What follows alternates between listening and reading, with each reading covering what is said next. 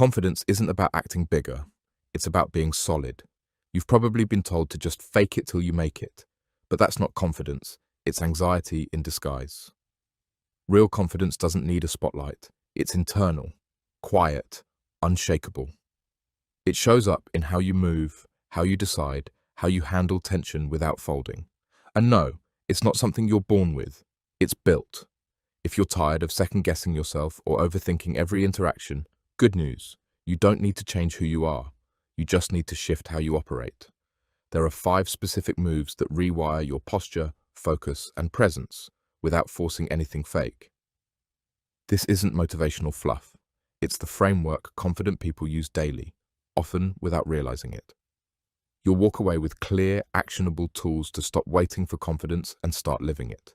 Let's get into it. The foundation of confidence starts in your own head. Before you can show strength in the world, you have to stop sabotaging yourself internally. This isn't about being overly positive or reciting daily mantras. It's about precision in how you talk to yourself. Your internal dialogue shapes how you interpret every experience. Most people walk around with thoughts they never chose, leftover judgments, criticism from childhood, comparisons to others. These aren't facts, they're scripts, and they loop silently until challenged. The first move? Interrupt the script. The moment you catch yourself thinking, I'm not good enough, I always mess this up, or I'll probably fail, stop. Interrupt it. Not with fake optimism, but with questions. Ask, is that true? Where did that thought come from? Would I say that to someone I care about? This shifts your brain from passive acceptance to active examination. Next, replace default narratives with crafted responses. Choose language that reinforces direction, not doubt. Say, I'm learning this now, instead of I'm bad at this. Say, this is difficult, but I can figure it out, instead of I can't do it. Subtle rewording leads to massive mental shifts. It moves you from judgment to ownership. Clarity is another tool. Be specific when you talk to yourself. Vague thoughts create vague outcomes. I need to do better becomes, I'll practice speaking up in the next meeting. Precision in language leads to progress in action. Another critical habit? Neutral observation. Not every thought deserves a reaction. You can acknowledge a negative emotion without obeying it. Say, I feel doubt right now, rather than I'm a failure. This separates who you are from what you're experiencing. Avoid rehearsing failure in your mind. Mental repetition builds belief, whether that belief serves you or not. Instead of playing worst-case scenarios, visualize calm action. Not perfection, just composure. Imagine yourself handling challenges with poise, not panic. Your brain builds pathways from repetition. Feed it outcomes you want, not fears you dread. Also, watch your language out loud. The way you speak externally reinforces internal identity. If you always say, I'm terrible with names, I'm just bad under pressure, or I've never been confident, you're programming your limits. Speak the direction you're growing toward, not the version you're trying to leave behind. It's not about lying to yourself. It's about choosing words that align with effort and forward movement. Confidence comes from momentum, and your words either fuel it or kill it. And remember, doubt is not the enemy. Silence is. Everyone questions themselves. Confident people just refuse to stay quiet about it. They process, they adjust, and they move. You have to become your own coach, not your critic. Speak like someone who wants you to win, not by cheering yourself on blindly, but by giving yourself clear direction, space to adapt, and permission to build. The way you talk to yourself today is the energy you'll walk into the world with tomorrow. Choose that voice carefully. Before we continue and get into how small wins unlock real confidence, I've got one request.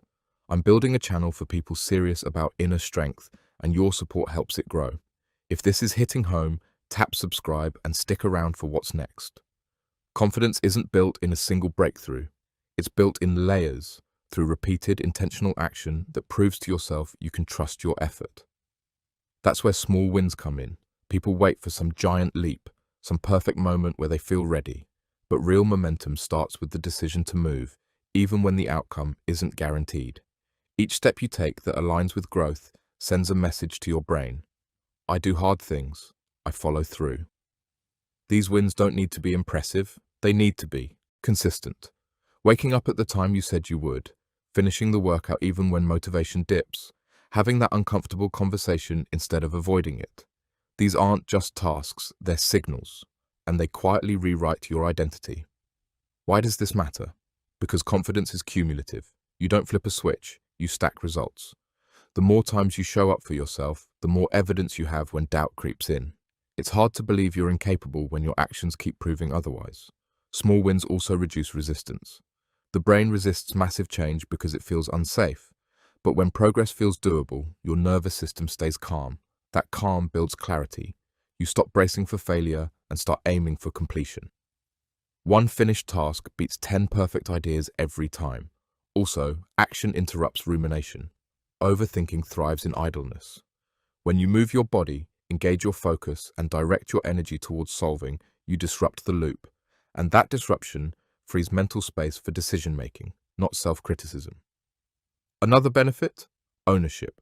When the win is small and chosen, it's yours. No one can take credit for it. That autonomy reinforces internal strength. You're not waiting on permission. You're choosing progress, on your terms. Track your progress, not for comparison, but for recognition. Write it down. Note what you completed today that you once avoided. That record becomes your proof. You won't always feel the shift, but looking back, you'll see it. Big change doesn't start loud. It starts with small steps repeated without applause. Stack them, protect them, let them compound. And soon, you won't need to chase confidence. It will be chasing you. True confidence isn't loud. It's precise. The people who capture attention the fastest are often the ones who speak the least, not because they're shy, but because they know the value of presence over performance. Presence is a skill. It's the ability to enter a space and own your energy without seeking permission. Selective presence means knowing when to engage and when to observe. You don't have to insert yourself into every moment to be recognized. The real power is in restraint. When you speak rarely, but with intention, every word lands harder.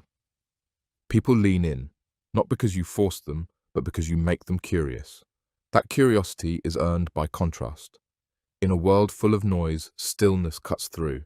Most people rush to fill silence. You don't. You use it. You let moments breathe. And by doing that, you show you're not rushed by insecurity. You're grounded in control. This doesn't mean being passive. It means being selective. You pick your moments like a strategist, not a performer. When someone asks for input, you give a direct answer. When tension rises, you stay composed. These moves communicate calm confidence, and calmness is magnetic. Ready to take your confidence to the next level? Learn exactly how to apply these 5 powerful tools in part 2. Don't miss it.